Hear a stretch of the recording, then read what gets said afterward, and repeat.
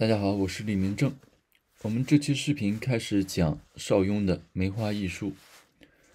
学习梅花易数的基础是会易经，所以我们通过梅花易数也来回顾一下易经的一些知识。话不多说，我们也不多介绍，我们直接进入正文来看。首先，象数易理篇，周易卦数：乾1兑2，离3，震4，巽5，坎6，艮7，坤8。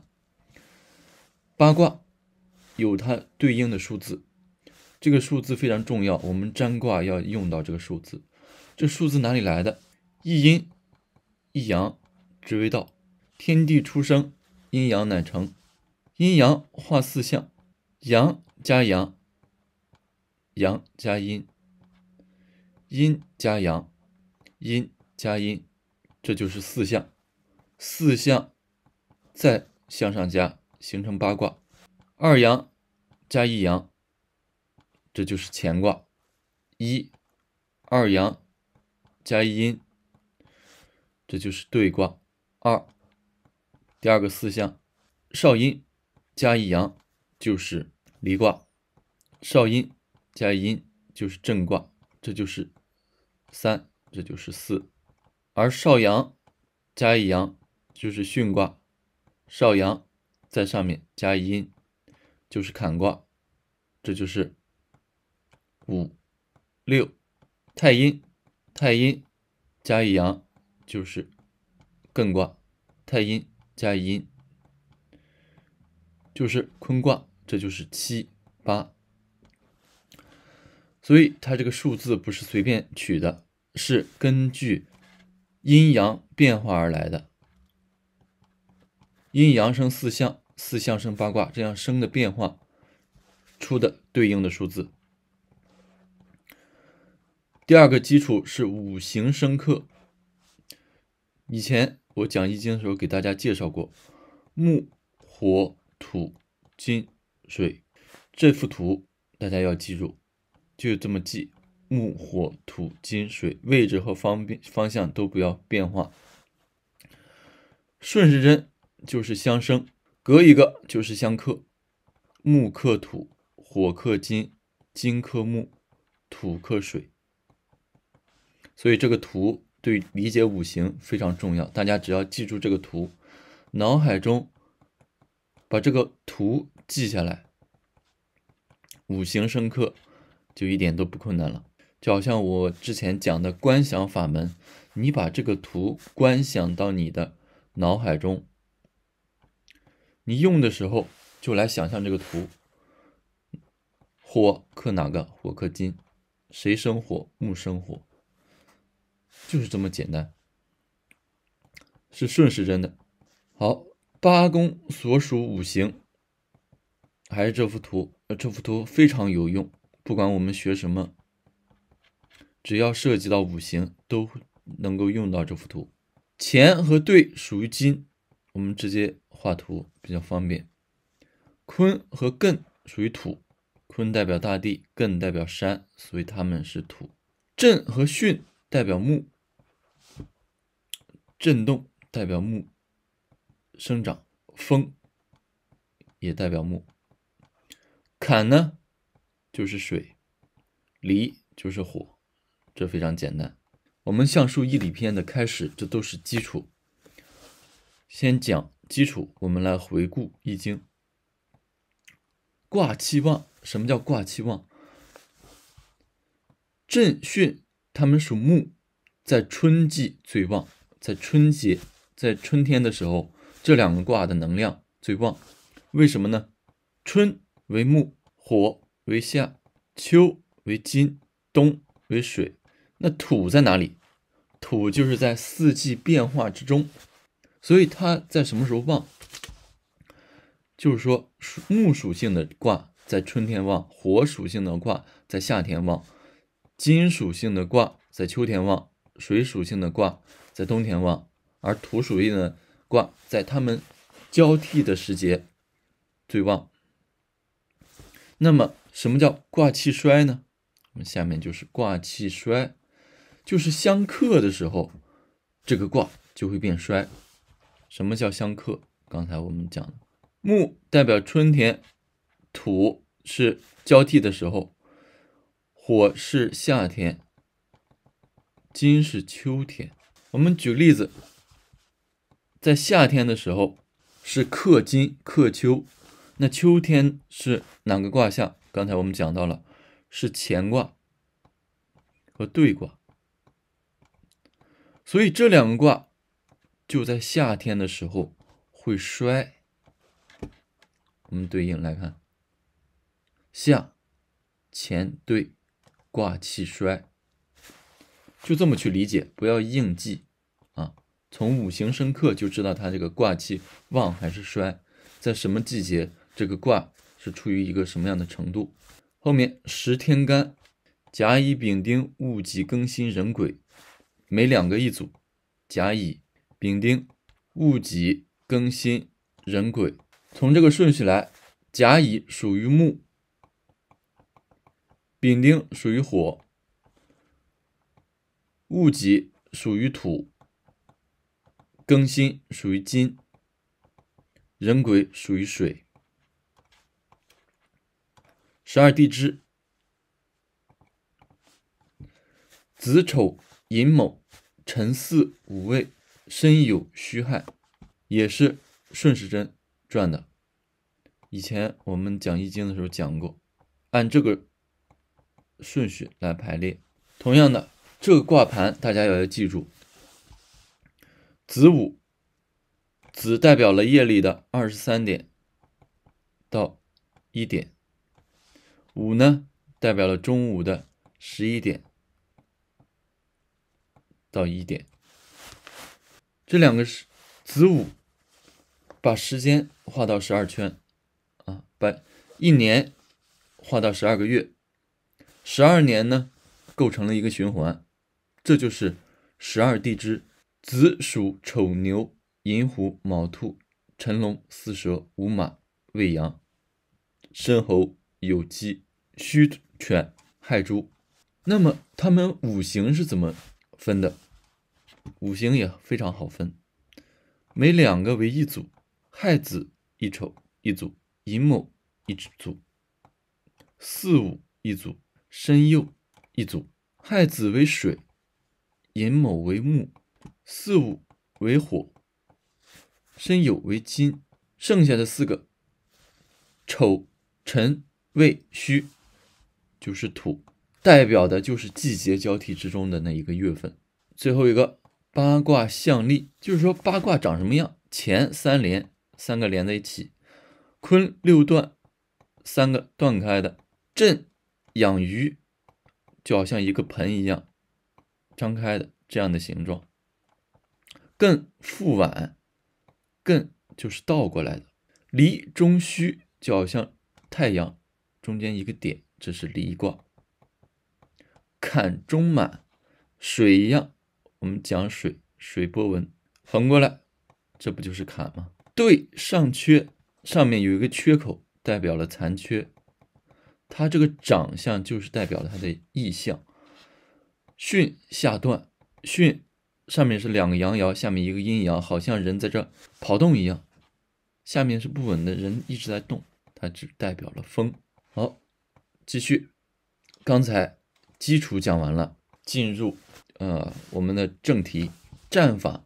邵雍这里写了一句诗：意中秘密穷天地，造化天机谢未然，终有神明私付祸，从来切莫轻交船。就是说，我们这32经之首《易经》，道理深刻广博，充满整个世界。《易经》是最近于道的，因为它并不是文字，它是一种图像、图形。但是这里面的道理非常深刻，它可以通神明，也可以通鬼怪。这个技巧不是一般人能够学习的。当然，一般人你学了可能也学不会，你也没有这个毅力来学会这个东西。玩法：一物从来有一身，一身还有一乾坤，能知万物备于我，肯把三才别立根。天象一中分造化，人于心上起经纶。先人亦有两般话，道不虚传，只在人。为什么易经可以通晓天地，通晓人文，可以用来占卜？是因为一物从来有一身，一身还有一乾坤。所有的事物当中都包括着宇宙万物。我们自身自心也是如此，我们自心就是一个镜子一样对照的外界万事万物，所以从万事万物上可以体现它的变化，体现它的来源，体现它的去处。从我们的心上也可以得知外面的东西怎么变。万物备于我，因为有我，万物才会存在。万物的存在在于我的存在。肯把三才别立根，三才就是天地人。天象一中分造化，人于心上起经纶。我们在自己的心上进行演变、占卜、算筹。占卜是占卜什么？占卜的无非就是人心而已。先人也会说两种话，他有的时候跟你说好的，坏的他藏着不说。有的时候他跟你说坏的，为了警惕你；好的他藏着不说。所以占卜出来的东西有好有坏，区别还是在人心之上。每个人要自己把握当中的尺度。卦以8除，爻以6除。这个以前我们讲过数字卦，随便3个数字，比如说112233，随便3个数字，前面2个数字除以8是它得的上卦，也就是卦数。比如说11除以8为7，那7对应的就是艮卦。22除以8，最后余的数字是6，得出的卦象就是上艮下坎山水蒙卦。而333除以6，因为你要得到爻，你就要除以6；要得到卦，你就要除以8。因为一共有8个卦，8卦6爻，所以得爻要除6，得卦要除8。不止3位数，1位数也可以，2位数也可以，4位数也可以，都可以。那我们把这个看完，333除以6，得到的是3爻。如果比如说一个数字本来就是8，或者说除8除没了，那这个就是坤卦。一个数字除以6就除没了，那它就是6，就是最上面的6爻。好，这是用数字来得卦。互卦，什么叫互卦？还是用刚才这个卦，山水蒙卦。我们看上面是艮卦，下面是坎卦。互卦是去掉最上面的爻和最下面的爻，取中间。那么我们又得到了2个卦象。中上卦，这个就是坤卦。中下卦呢，就是震卦。这就是每个卦中间的互卦。这里又说了，乾坤没有互卦，2个卦没有互卦。年月日起占。年月日怎么起占呢？我们比如说我们今天想要算一个事情，也没有想要用事物来起卦，也没有想到用数字起卦，那么我们最好的办法是用什么呢？用我们的年月日时起卦。以年月日为上卦，年月日加时总数为下卦。什么意思？比如说这里举个例子，如子年1数，丑年2数。我们马上到4年了，4年不是蛇年吗？子丑寅卯辰巳，4那就是6。那蛇年比如说2月就是2，13就取13，15、10，那么年月日为上卦就是6加2加13，6加2加13，等于多少？等于21。这个是上卦，21不可能是一个卦，所以就用21除以8啊。刚才我们讲的21除以8，2、8、16，剩的是什么？剩的是5。那么这个5就是上卦，5是哪个？5是巽，巽就作为上卦。下卦呢？下卦是年月日时，那就是6加2加13，15点。15点我们要把它转化成地支。刚才我们讲5是中午，11点到1点，11点到13点。那么15时那就是13点到15点。如果15时25分，那就是15点到17点。午后面为未，申就是15点到17点。申是几呢？申为9，所以我们这里不能加15，要加9，得出来一个数。刚才21加9等于30，30除以8，余数是6。那这个6就是下卦，5就是上卦。5是什么？5是巽，6是什么？6是坎。那么我们上下卦就出来了，就是风水换卦。这就是年月日时占卜的方法。记住，年月日时，其中年和时都要转换为12地支，用12地支的数字来算。月和日不用变，日数如初一，一数直至30日啊，为30数。你这个日子呢，就是说你这个日子呢，要用阴历，也就是农历，这是年月日时起占的方法。当然有很多其他的占法，我们继续来看。物数起占，就是一个物品的数量，比如说8个苹果，我们看到8个苹果，那么这个8坤卦就出来了，取8这个数字，坤卦就出来了。凡见有可数之数，即以此数作为上卦，以实数配作下卦，即以卦数并实数，总除6，取爻。什么意思呢？就是说你现在是什么时间？你看到了8个苹果，这个时候正好是夜里12点，那就是子时1点。好，那么这个8作为上卦就是坤，1作为下卦就是乾。8加1得9，9除以6，余数是3。这个3就是对应的你要占卜得到的爻，卦就是地天泰卦，爻就是三爻。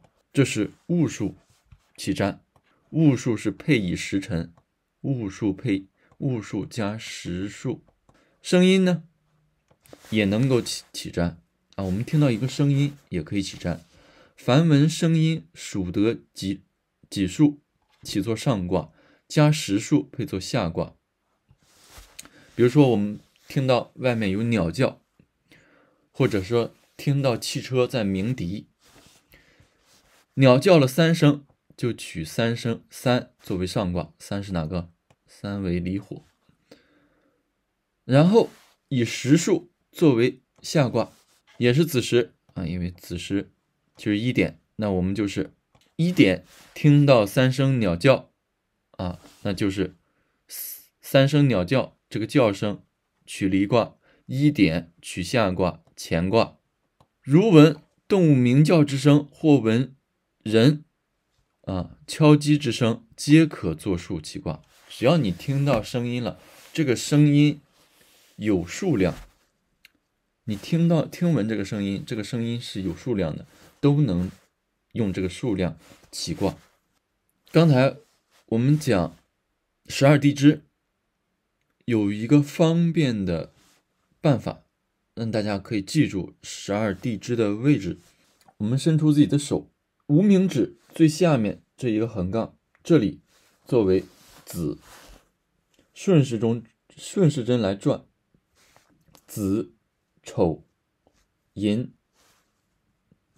子丑寅卯辰巳午未申酉戌亥，这就是我们在手上算12地支的办法而且这个手上的横纹可以直接作为它的位置来记。记住起点在这里就可以了，起点这里是子、丑、寅、卯、辰、巳、午、未、申、酉、戌、亥。那么这两个横纹就是亥子水，这两个横纹寅卯木就是巳午火，这两个就是申酉金。这样记比较好记。继续讲字占，凡见字数停匀，即平分一半为上卦，一半为下卦。如字数不匀，则少一字为上卦，取天清之意；以多一字为下卦，取地重浊之意。什么意思？就比如说这个清字，如果一个人找你占卦，你让他写个字，他就写了一个清字给你。那么把这个清字分两段，上面1、2、3、4，一共4笔，这个4作为上卦，下面月1、2、3、4也是4笔，这个作为下卦。4是什么？4为震卦，那么就是上震下震，这是一个重震之卦。这是用单一的字取卦。如果你看到了一行字，或者看到了几个字，怎么办？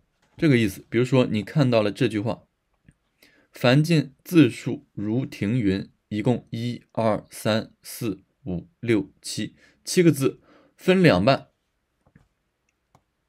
上面3个字作为上卦，下面4个字作为下卦，下卦要比上卦多一个字，就这么分。后面有详细的来讲。一字占到10字占，如果是1个字到10个字，一字为太极未判，如草书，混沌不明，不可得卦。就说一个人连笔写字，这样写了一个字，这个字不能起卦，我们要取清晰的字迹，所以让人写字的时候要让他一笔一画把这个字写得清晰了。如楷书则取其字画，以左为阳画，右为阴画。如果这个字有左右分，比如说他写了一个阴字，那么左边为阳，右边为阴。左边居左者看几数，取为上卦；居右者看几数，取为下卦。你看左边这个人，这个偏旁他写了几笔？你看这个阴字，这是2笔，那2就作为上卦。月是右边在下面，这是4笔，那4作为下卦，这样一个卦就出现了。2字为两翼平分，以1字为上卦，1字为下卦；3字为三才，以1字为上卦。就说如果2个字的时候，2个字他写了2个字，或者你看到2个字，这2个字平分，1个字作为上卦，1个字的笔画作为下卦。比如说橡树2个字，不管是繁体字还是简体字，你写的繁体字你就用繁体字来计数，你写的简体字就用简体字来计数。这2个字，橡的笔画取上卦，树的笔画起下卦。3字为三才，1字取上卦，比如说橡树一3个字，那么我们把橡这个字它的笔画数取上卦，树一2个字合在一起，它的笔数取下卦。比如说它的数字是33，那用33除以8得的下卦。像比如说是10，那10除以8，余数2得下卦，就是这样。4个字呢，4字为四象，平分上下为卦，又4字以上不必数画数。如果4个字以上，就不要数这个画数了，只以平仄声调来取，平声为1，上声为2，去声为3，入声为4。比如说入声为4个字，各取一半，前面入声为上卦，为4做下卦。入声入是4声，声是1声，那么就是4加1，为2声，4声，2加4是6，也就是说上卦就取5，下卦就取6，就是以它的声调来算。你的方言或者说你的口音读音它是几声，你就给它做几声，以你自己的发音为主。比如说我念这个字它是3声，我就取3。别人比如说他是河北的，他的方言念这个字是4声，那他就取4，以你自己为主。5字为五行，以2字为上卦，3字为下卦啊，就是5个字，比如说这5字为五行5个字，那么上面5字为上卦，为五行3个字取下卦，6字为6爻之吉，平分上下，偶数都是平分上下，奇数都是上面少下面多啊，就这一个原则。7字为7正，以3字为上4字为下，8字为八卦平分，9字为9韬，以4字为上5字为下，10字成数平分上下。11字以上与百字皆可起卦，但11字以上又不用平仄声音调之。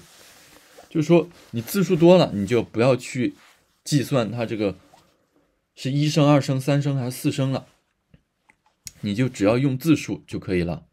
比如说以半数为下卦，又和2卦总数取爻。比如说我们就以这句话1、2、3、4、5、6、7、8、9、10、11、12、13，这一共13个字，13个字分2半，平分，一半是6，一半是7。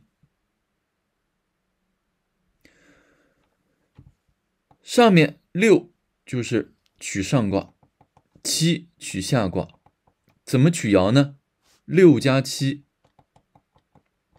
等于13，13除以6取爻，余数1就取出爻，就是这么取。不仅字数可以占卦，连长短都可以。后面讲的就是丈尺占和尺寸占，就是说丈尺之物以丈数为上卦，尺数为下卦，和丈尺之数取爻，寸数不同。以尺寸数以尺数为上卦，寸数为下卦，和尺寸数之家取爻，分数不用。什么意思？比如说你量一个东西有几米几啊，我们现在用米来算，几米几，1米2，那么这个1就是上卦，2就是下卦，加起来取3爻，就这么取。这就是用尺寸长短来取。为人占，凡为人占，其利不一，或听语声起卦，就你或者听到他说话声音起卦，或观其人品，或取诸身，看他身体是什么样，或取诸物，或者他看他身上有什么东西，或取其服色，或者看他身上穿了什么颜色的衣服，触其外物，或以年月日时，或以书写来意。这些东西，这一个人所表现的所有的外在身体上的物品，他说话表达，或以年月日，这些东西都可以用来起卦。又听其语声者，如或一句，即如其字数分之起卦。如果这个人就说了一句话，比如说就说了一句话，这句来起卦就可以了。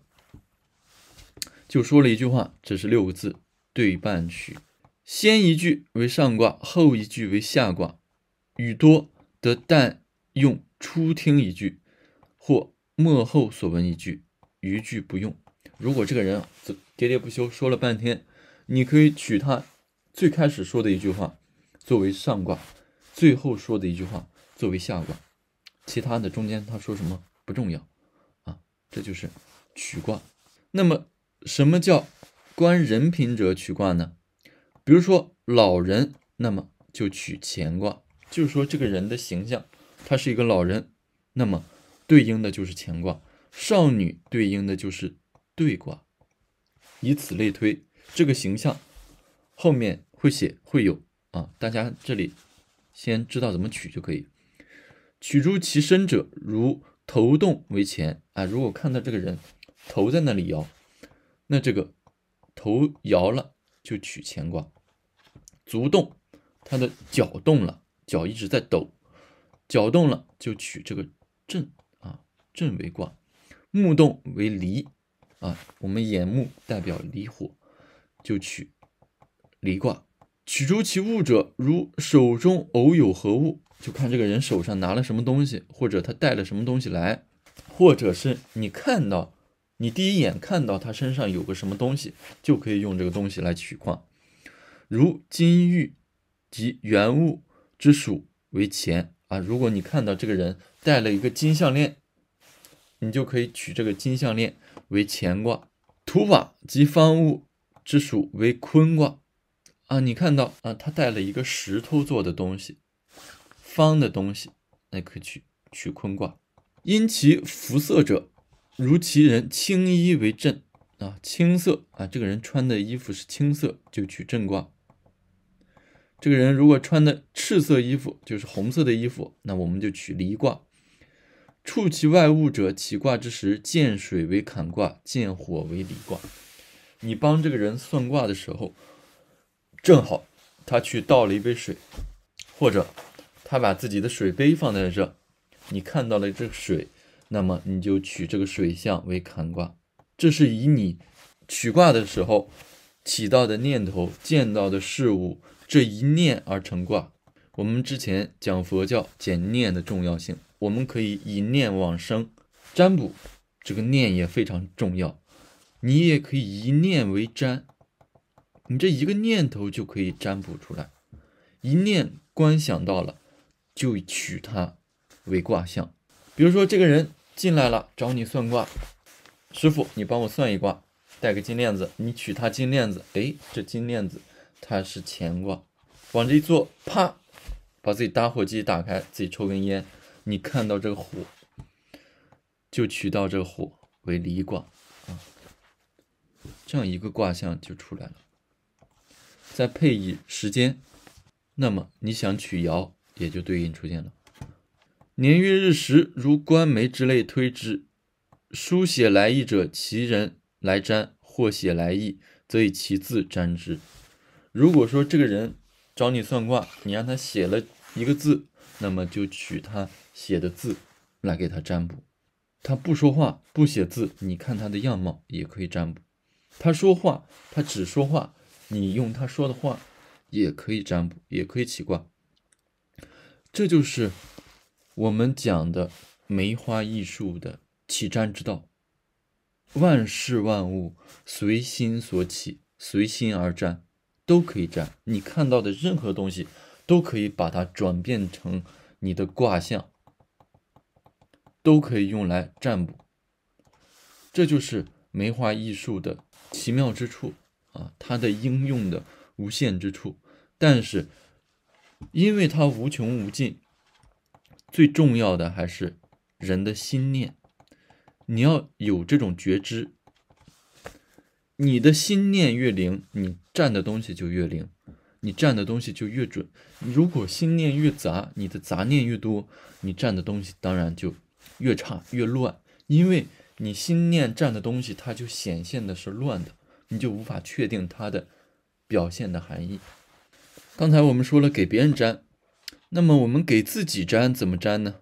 当然也有办法了，除了我们给自己3个数字或者自己制铜板之外，给自己也有办法。凡自己欲占，以年月日时，或闻有声音，或观当时所处之外物，皆可起卦。以上3例于前章为人占，类法同啊，就是跟前面为他人占是一样的。你可以用年月日时起卦，你也可以用你所看到的东西起卦。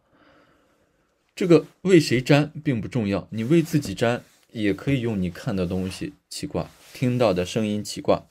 继续看，占动物，凡占群物之动，不可起卦。如见一物，则以此物为上卦，物来之方位为下卦。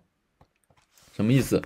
如果你看到一群运动的东西，比如说一群马在跑，一群羊在跑，你不能够以这一群东西来起卦，你要以单一的东西来起卦，单一才能让卦象准确。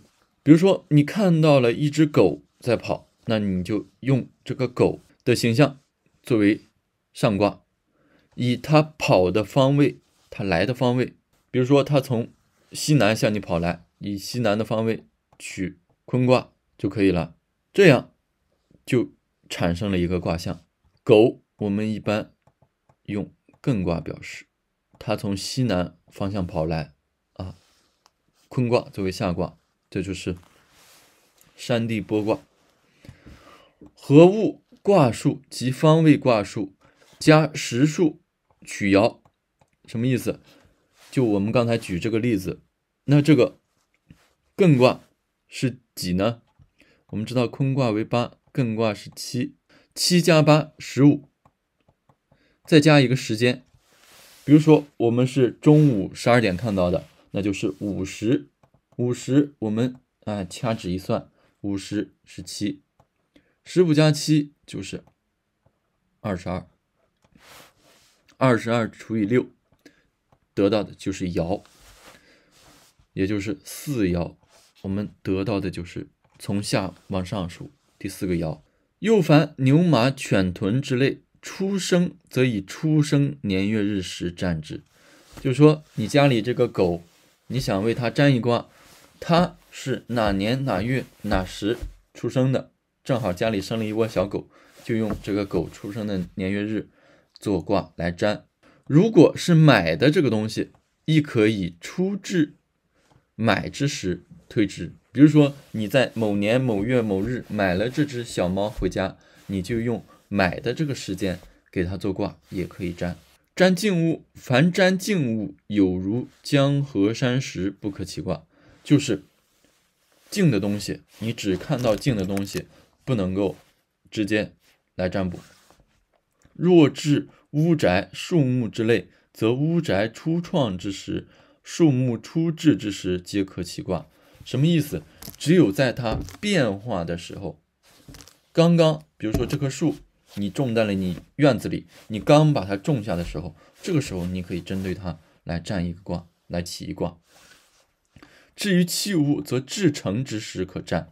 比如说你做陶瓷，这个陶瓷做成的那个时候，出窑的那个时候，你可以来占卜。但是如果这个陶瓷已经在你家摆了很久了，放了很久了，就在那个角落一直没动，你就不能够以这个陶瓷来占卦。但是如果这个陶瓷哪天一不小心啪嗒掉到地上摔碎了，这个时候就可以以这个陶瓷来起卦。这就叫只有变化之时才可以用静物取卦。如枕椅之类是矣，余则无故不占。若观梅，则见雀争之，坠地而占；牡丹则见有问而占；茂树则枝枯自坠而占矣。就是说，你没有原因、没有缘故，你不要去占卜，你不要没事儿你就去占一个，看看什么东西。你有疑问，你带着问题，你再去占卜。你有问题才有答案，你没有问题哪来答案？或者说你如果有问题，你知道这个问题的答案，你还要来占卜，那你问题知道答案，你为什么要来占卜呢？你占卜的东西肯定也不是这个问题的答案，懂了？就是你要有疑问才可以占卜。就好像我们赏花的时候，如果你看到这个花树木上有鸟在那里叫，或者你看到这个花枝一不小心掉落在地上，有这种其他的变化的意象的时候，才可以把它拿来做占卜。这就是占卜的原则，在最后这里又体现了一点出来。好，那么我们象数义理篇之一这集就讲到这，谢谢大家。